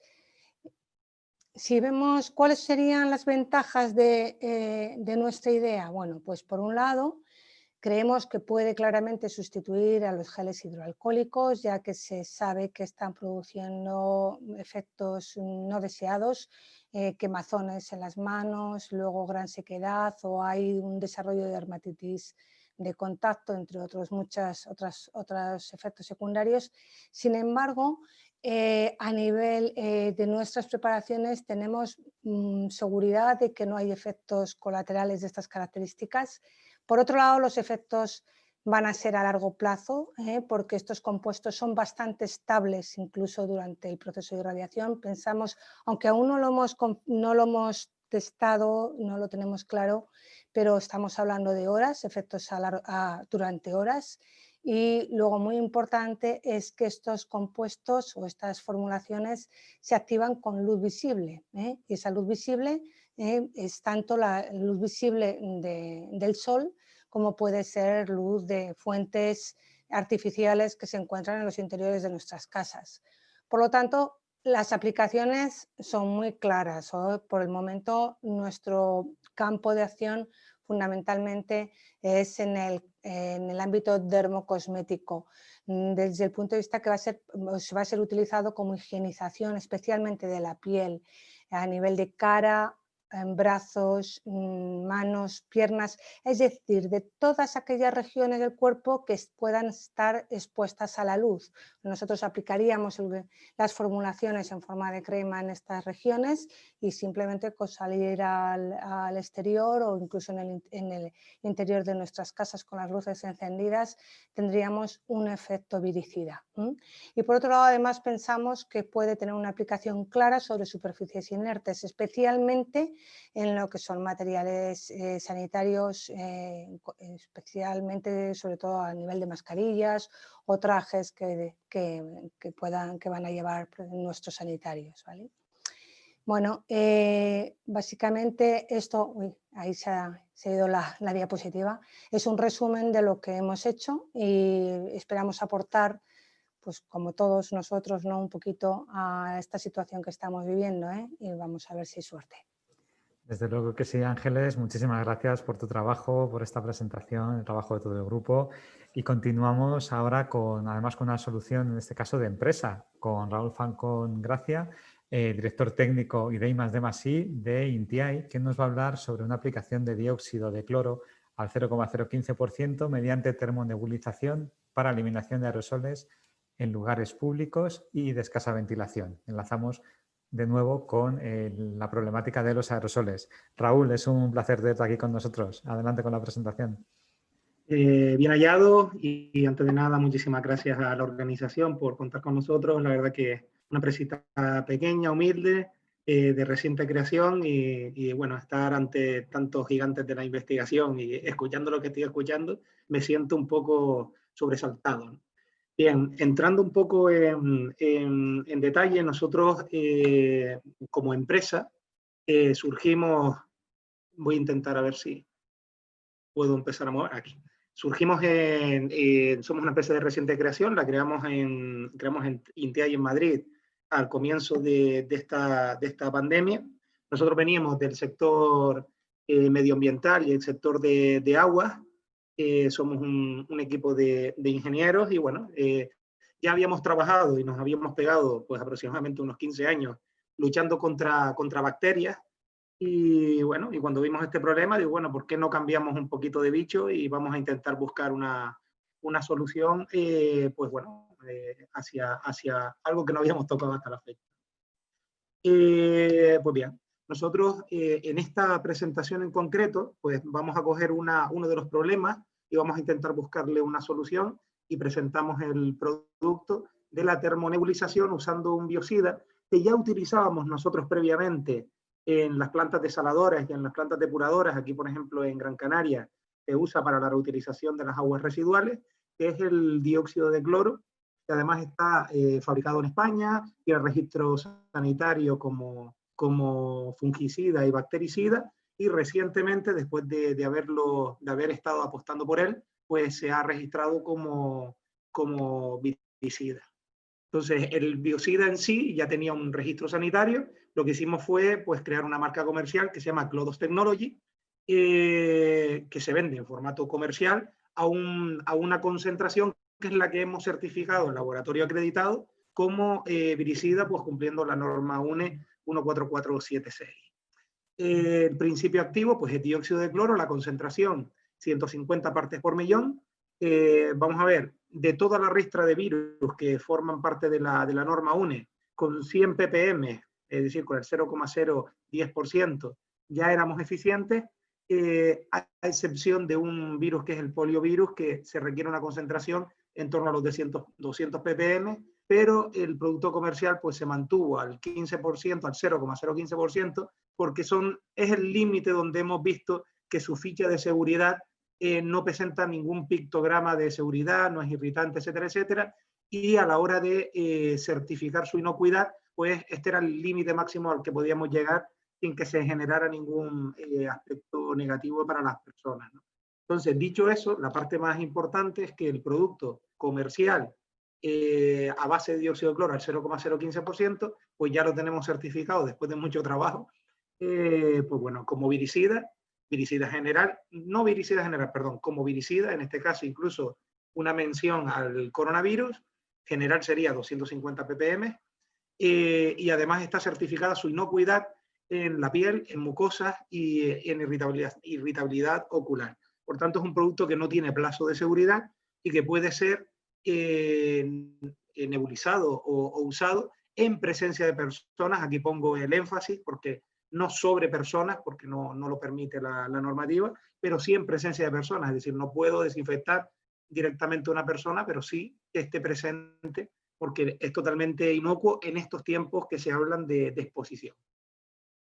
El uso del producto, pues es un producto de uso de público en general, no es necesario tener una formación profesional para poderlo usar, y a la hora de almacenar o de transportar es un producto no ADR y por tanto no tiene limitaciones. Los datos técnicos del producto, pues nada, un producto pues, semitransparente de color amarillo, tiene un ligero, leve olor. Muchos lo confunden con cloro, no es cloro, es dióxido de cloro. He tenido siempre esa pequeña discusión con personas que no vienen del ámbito químico y dicen, oye, no, pero es que él tiene cloro, ¿no? Y el cloro es malo para, digo, bueno, sí, y el agua tiene hidrógeno y el hidrógeno es malo para. Entonces, esto es una molécula estable, totalmente estable, que de hecho es la patente del producto, se fabrica totalmente de forma activa y estable y se puede comercializar de forma líquida en formatos de 5 litros, de 20 litros, hasta 1000 litros. Y el producto en sí, pues tiene tipología, es un tipo de producto 2, es decir, de uso ambiental, desinfección del aire, superficies, etcétera, etcétera, y también tipo de producto 4, es decir, para desinfección de superficies en contacto con alimentos. Esto es muy importante. Y bueno, las ventajas que hemos visto de este producto, sinceramente hemos ensayado todos los posibles, ¿no? Las ventajas que hemos visto de este producto, pues eso, que hemos testado en laboratorio, en este concreto en el Laboratorio de Neurovirología de la Autónoma de Madrid, pues hemos testado las aplicaciones y funcionan. Se puede usar en presencia de personas y es de público en general frente a otros biocidas que hay en el mercado. Ahora viene lo importante, que es a qué queremos atacar. Nosotros queremos atacar al aerosol, ¿vale? Entonces hemos diseñado un producto por termonebulización que lo que produce son gotas de 1 a 50 micras, lo hemos diseñado para que esté en torno a las 5 micras y que se compare a un aerosol que pueda haber en el ambiente, y se genera, lo que generamos es una niebla densa con un termonebulizador que en cuestión de unos 2 minutos, pues puede llenar una sala de 500 metros cúbicos pues muy fácilmente. Los sistemas, pues nada, básicamente ya habían sistemas de generación de humo en el mercado, lo hemos tenido que tunear porque tiene que utilizar este biocida y no perder eficiencia. Y el objetivo de esto es, de una forma invisible, porque aquí en las fotos hemos puesto un visualizador, pero de forma invisible, transmita un gas totalmente inocuo en unas proporciones que sean capaces de desactivar pues, aerosoles que tengan virus. Para ello, yendo un poquito más rápido para que no me coma el tiempo, colaboramos con el grupo de neurovirología de la Fundación Severo Ochoa, Universidad Autónoma de Madrid, liderada por José Antonio López Guerrero, y lo que hemos hecho es nebulizar pues, pocillos con coronavirus catarral y ver los tiempos que este humo con el gas tiene que estar en contacto con el virus, y los resultados son totalmente excelentes. Podemos disminuir por encima del 90% la capacidad viral de los virus que puedan estar flotando en el ambiente. Pues nada, nosotros, pues bueno, un equipo formado por marketing y comerciales, pero sobre todo por ingenieros, nos apoyamos mucho en la ciencia, porque creemos que la ciencia y la empresa tienen que ir de la mano, porque somos los que vamos a resolver el problema que tenemos delante, y este problema, pues bueno, ha venido para quedarse, porque espero que a partir de ahora, pues la sociedad considere la desinfección ambiental como prioritaria. Pues estos son mecanismos que permiten, en zonas poco ventiladas, que tengan poco acceso a esas ventilaciones naturales, pues a lo mejor dar un arma que permita pues eliminar estos riesgos. Muchísimas gracias a todos. Muchas gracias, Raúl. Yo creo que es muy importante además ese mensaje que has comentado, ¿no? De estas innovaciones que hacéis desde las distintas empresas, siempre basadas en conocimiento y basados en la ciencia. Y continuamos, de hecho, también con otra de estas empresas innovadoras, con Alberto Miralles Payá, adjunto de dirección en Nonwovens Ibérica, Nonwovens Ibérica. Perdona, que me ha salido el nano de los materiales nanos, el grafeno de antes. Y que nos va a hablar de Nonwoven Solutions con tecnología Meltblown. Adelante, Alberto, es un placer tenerte aquí con nosotros en este evento. Hola, muy buenas tardes a todos. Bueno, en primer lugar, muchísimas gracias a la Fundación por la oportunidad de poder presentar nuestro proyecto. También en especial, bueno, al profesor Félix, que como ha comentado anteriormente, tenemos desde aproximadamente el pasado marzo una relación relativamente estrecha con todo esto del desarrollo de productos para la contención de la propagación del virus, ¿no? El mundo de los no tejidos, somos Nonwovens Ibérica, Nonwovens en inglés, por supuesto, no tejidos. Digamos, estos son los medios de filtración que realmente son capaces de filtrar a lo que sería el coronavirus, ¿vale? Aunque sí que es cierto que se han desarrollado desde el pasado marzo soluciones, digamos, diversas, como las mascarillas higiénicas, que en realidad previo al virus, digamos que no existían, ¿no? Entonces incluso se ha hecho una certificación para poder adaptarlas y poder traerlas debido a las necesidades que habían en su momento. Sí que es cierto que el rendimiento de este tipo de mascarillas no se asemeja a, por ejemplo, lo que sería una EPI, que es un equipo de protección individual, pero bueno, conocemos que siempre es cierto que fue una solución para el momento de crisis, ¿no? Una vez que estamos en una situación de desabastecimiento. Desde nuestro perfil es cierto que ahora que ya empiezan a haber medios filtrantes en condiciones que son como las FFP2 y las mascarillas quirúrgicas, sí que es cierto que vemos un detrimento de las higiénicas, digamos que deberían, bajo nuestro punto de vista, empezar a limitar el consumo de ese tipo de medios filtrantes que en realidad no son ni ofrecen el mismo tipo de solución. Así pues, nosotros, quiero contaros un poquito por encima, no aburriros demasiado con el tema de los tejidos no tejidos, también no tenemos demasiado tiempo, entonces quiero contaros un poco lo que fue nuestra experiencia, ¿vale? Bueno, somos una empresa familiar con más de 50 años de experiencia en el mundo de los no tejidos.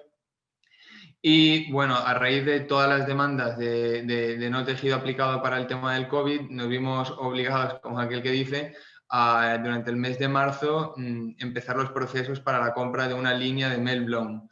Meltblown, ¿qué es? Es un tejido no tejido por soplado, ¿vale? Es el único tejido no tejido que da las eficacias de filtración bacteriana en este caso y la respirabilidad necesaria. sería como aproximadamente podría ser como una membrana, ¿no? Digamos que incluso es capaz de no dejar traspasar las moléculas de agua, pero sin embargo sí que tiene respirabilidad y transpirabilidad.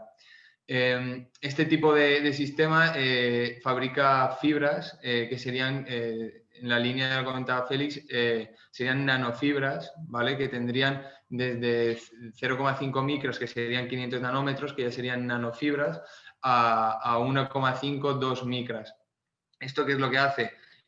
Lo que permite tener un tapiz tupido, ¿vale? Para que esa filtración fuese lo más efectiva posible y pudiésemos filtrar incluso el coronavirus. Voy a compartir, a ver si me deja, ¿vale? Perfecto. Una pequeña imagen que es muy visual, que bueno, como podéis ver, el virus, ¿vale? Tendría en torno a 0,1 micra. El human hair serían 100 micras, por lo tanto, digamos que las fibras que estamos fabricando en estos momentos tendrían entre 70 y 100, ¿vale? Depende del rango de la distribución de la sección de cada fibra, en torno a entre 70 y 100 veces más finas que un cabello humano, ¿vale? Entonces estaríamos en 0,5 micras. Y como comentaba también al principio el doctor José Luis, que por cierto ha hecho una aportación para clarificar un poco, ¿no? Todo el desconocimiento en torno al coronavirus y las vías de transmisión. El virus exactamente es cierto que aunque sea de 0,1 micras, pues te transporta también con las gotas respiratorias.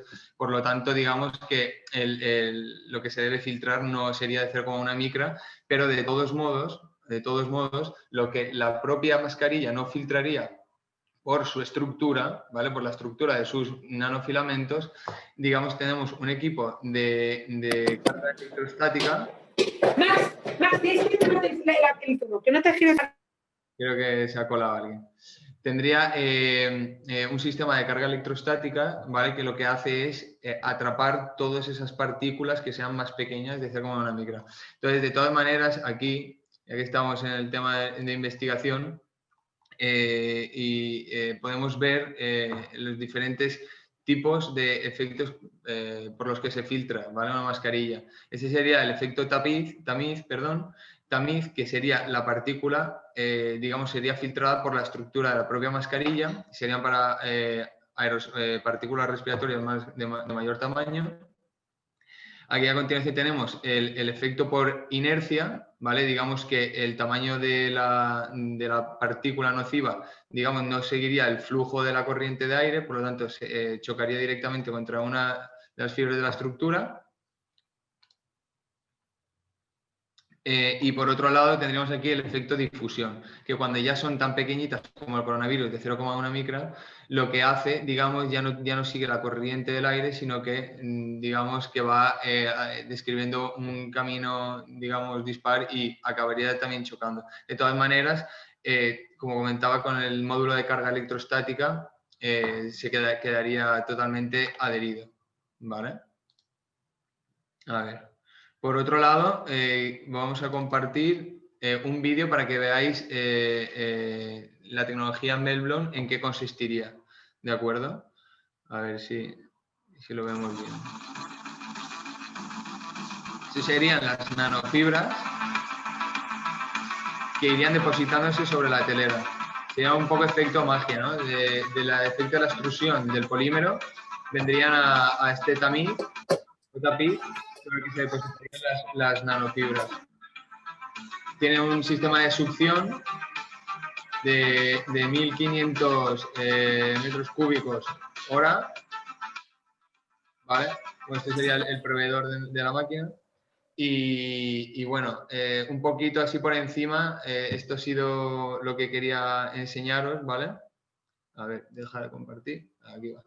Es un poquito por encima lo que la tecnología del Melblon es capaz de ofrecernos y como comentaba, una solución definitiva para todas esas necesidades que han habido a nivel precisamente en España o Península Ibérica, que había un desabastecimiento total durante todos estos meses y que vamos a ser, ¿por qué no presumir?, la primera empresa española en fabricar este tipo de nanotejidos a nivel macro, de alto rendimiento. Vamos a fabricar en torno material para fabricación de 1.200 millones, 1,2 billones de mascarillas anuales, y por fin, digamos, estaríamos un poco desapalancados y desanclados del mercado asiático que desde el proceso de la desindustrialización durante los últimos 20 años que venimos comentando, pues creo que gracias a estas oportunidades con el coronavirus se ha visto que no podemos estar tan dependientes, ¿no?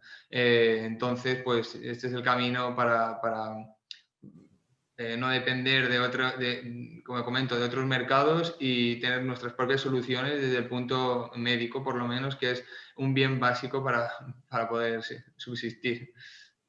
Pues muchísimas gracias, Alberto. Toda la razón, además, ¿no? Es una de las cosas que nos ha demostrado el coronavirus, la necesidad de reindustrialización, más aún cuando además es una industrialización como la que hacéis, ¿no? En colaboración con la universidad, en este caso con el Departamento de Química Inorgánica, con lo cual...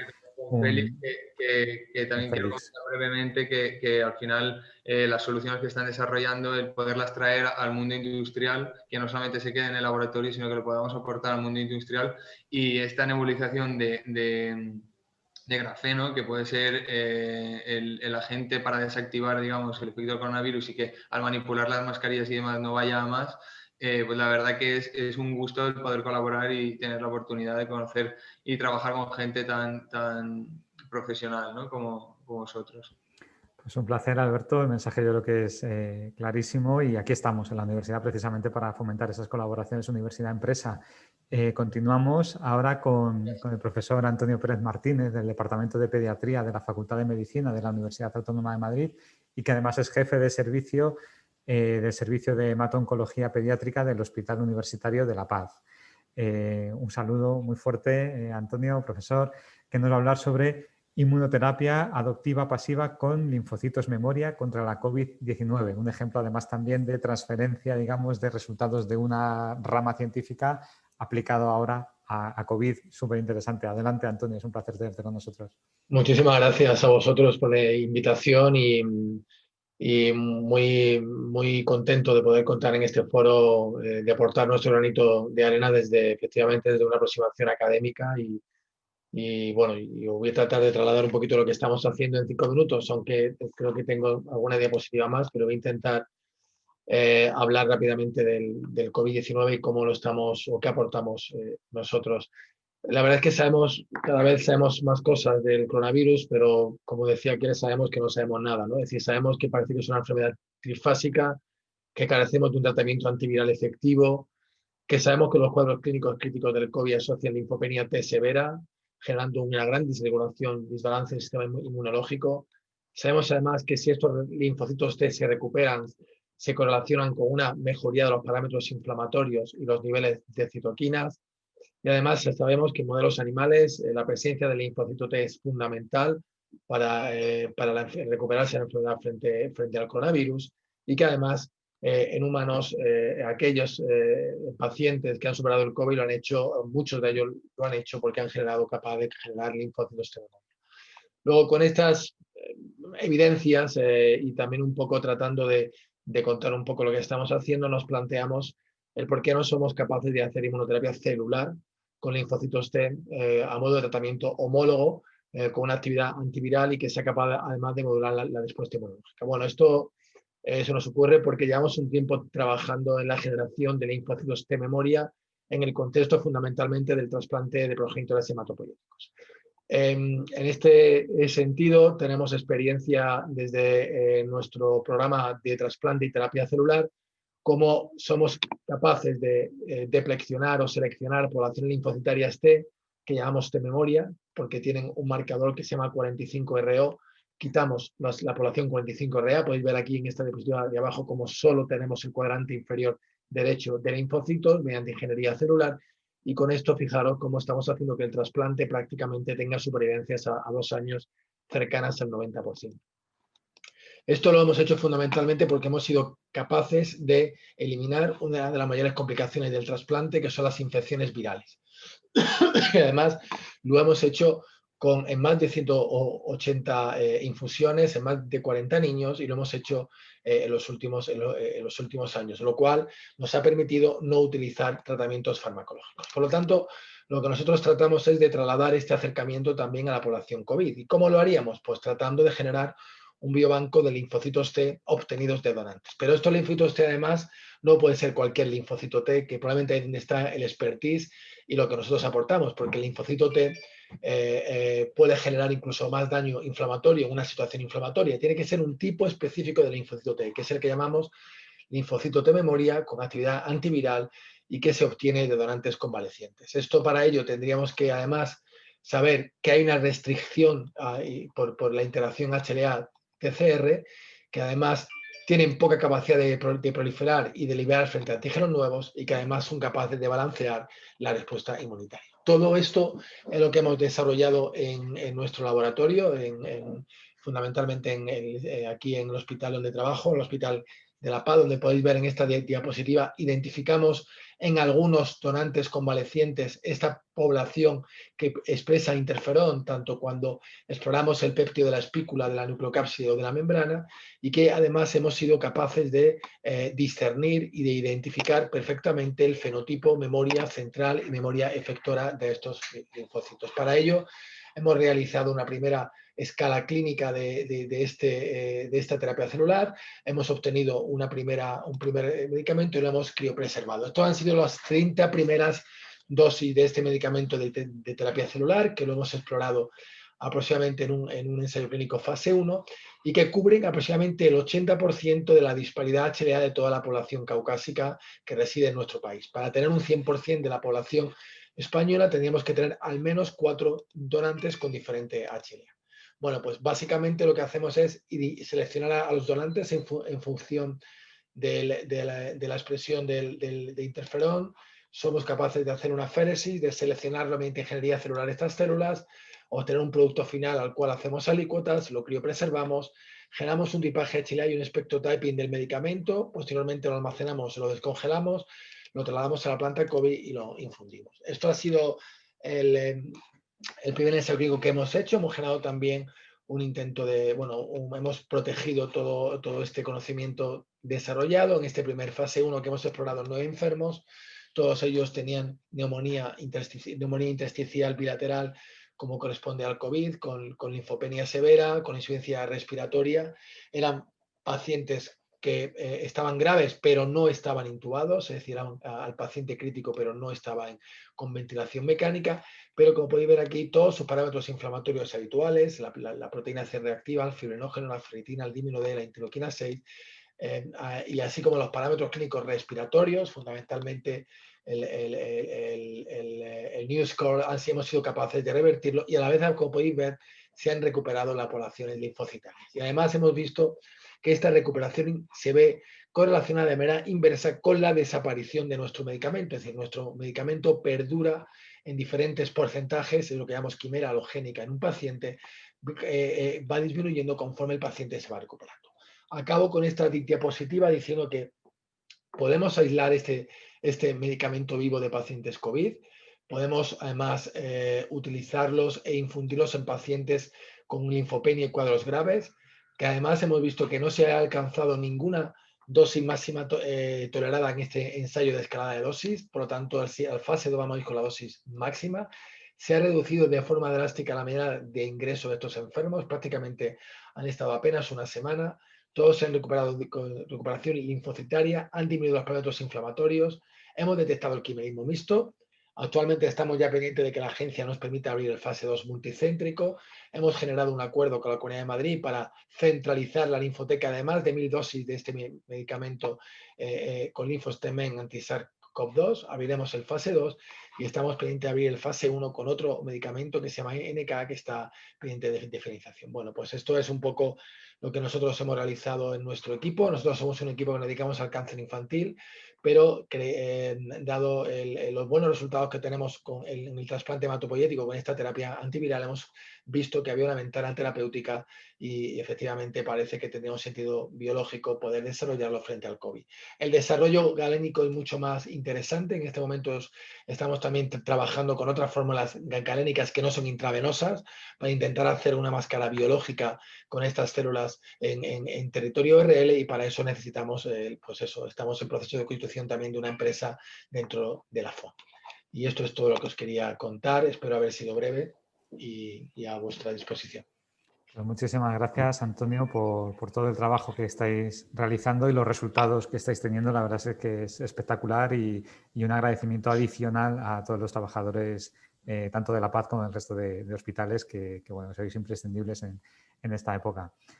Y continuamos con la última de las ponencias en este Open Innovation Madrid Norte Forum, con la doctora María Luisa Villahermosa, que es la directora de I+D de Genómica del grupo Farmamar, que nos va a hablar sobre método para detección diferencial de SARS-CoV-2 y otros virus asociados a infecciones respiratorias. Un placer tenerte con nosotros, María Luisa. Adelante. Muchas gracias. Lo primero, agradeceros la invitación a este evento y sobre todo el que nos deis la oportunidad de explicar un poco lo que hacemos aquí en el departamento. Antes de, bueno, lo que voy a presentar es el último desarrollo que hemos hecho, que es un desarrollo para la detección de SARS-CoV-2 y otros virus asociados a infecciones respiratorias. Pero antes de hablar de este desarrollo, quería comentar el antecedente del mismo, y fue cuando en enero, cuando se publicó la secuencia del SARS-CoV-2, nos pidieron si podíamos desarrollar un kit de PCR para detectar el coronavirus. Nos lo pidieron hacer en el menor tiempo posible, en unas 5 semanas. Entonces nos pusimos a ello y conseguimos realizar este kit inculcando varias ventajas desde el principio. Primero, poner 2 dianas del virus con varias sondas para prevenir la aparición de mutaciones. Luego hacerlo en 2 tecnologías que están muy implementadas en los hospitales y en los laboratorios, que son la de Real Time PCR y la tecnología CLAD, que esta es una tecnología de genómica, que estamos lanzando productos en esta tecnología desde el año 2005. Y otra de las condiciones que nos pusimos fue que tuviera una alta sensibilidad y especificidad, que esto es una condición crítica e importante para los productos de diagnóstico in vitro. Por otro lado, las dificultades con las que nos encontramos fue que el diseño, normalmente cuando diseñas un kit para detectar microorganismos, el diseño de los primers y de las sondas que necesitas lo haces en base analizando miles y miles de secuencias que hay en las bases de datos. En este caso, el número de secuencias eran muy poquitas, entre 50 y 60 secuencias como en el mes de abril. Tampoco disponíamos de muestras clínicas, que durante el desarrollo es necesario que testes muestras clínicas reales. En este caso no había en España muestras clínicas disponibles y tuvimos que hacer el desarrollo y enfrentarnos a una validación externa que nos permitió el Instituto de Salud Carlos III con las muestras clínicas positivas que tenían en este centro, que eran de muestras de personas españolas. Hicimos la validación, salió un 100% de concordancia y esto nos permitió marcarlo, ponerle el marcado CE y comenzar a fabricar por la demanda que había en ese momento. Una vez hicimos este desarrollo, vimos la urgencia de ampliarlo para poder diagnosticar coinfecciones de este coronavirus con el resto de virus respiratorios, sobre todo los más frecuentes y cuya sintomatología en los inicios era muy parecida al del coronavirus, pensando que podría haber rebrotes, como así fue. En este desarrollo pensamos que aplicaciones importantes serían un ahorro en coste para el Sistema Nacional de Salud, ya que podría dar un tratamiento desde el inicio, si es una gripe normal o es el coronavirus. También era un ahorro para las empresas o escuelas, universidades, de tal forma que si detectas que es una gripe normal, podrían continuar realizando su actividad normal. Y luego, sobre todo, el conocimiento que te puede dar de este coronavirus por la interacción o la coexistencia con otros virus respiratorios, si unos desplazan a otros o si están en coinfección o al contrario. En este desarrollo ya no teníamos ciertas desventajas como es la disponibilidad de muestras clínicas. En este momento que nos pusimos con el desarrollo, dispusimos de muchísimas muestras clínicas y de hecho pudimos hacer una validación externa muy robusta, testando más de 800 muestras clínicas en 3 hospitales en España, en el Hospital de la Paz de Madrid, en la FE y en el Clínico de Valencia. Lo que sí que es verdad que el reto era conseguir la alta sensibilidad y especificidad, ya que al detectar diversas dianas esto se podía haber mermado. Y luego hacer un diseño de tal manera que tuviéramos curvas muy eficientes para implementar en un futuro de forma rápida la posibilidad de cuantificar, sobre todo de cara a cuantificar el coronavirus. Este es un resultado de un paciente positivo con influenza A y positivo con el coronavirus. Cada una de estas curvas representa las 2 dianas.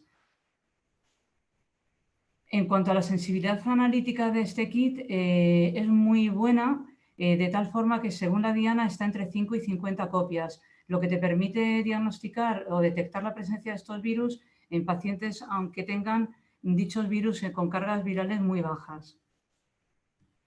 Respecto a los parámetros diagnósticos, tras el análisis de 845 muestras clínicas, obtuvimos una sensibilidad mayor del 98% y una especificidad mayor del 99%. La especificidad te indica que cuando dices que es un coronavirus, sabes de una forma muy segura que es coronavirus y no es otro. Y lo mismo el resto de virus que contempla este kit.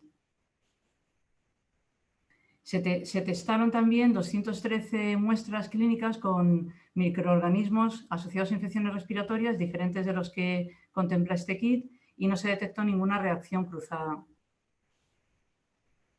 Finalmente, ¿qué nos ha aportado estos desarrollos de este año? Ha sido sobre todo la sensación de que ha habido una colaboración muy estrecha con empresas extranjeras que nos suministran reactivos, de tal manera que han tenido un gran compromiso en que los suministros llegaran a tiempo.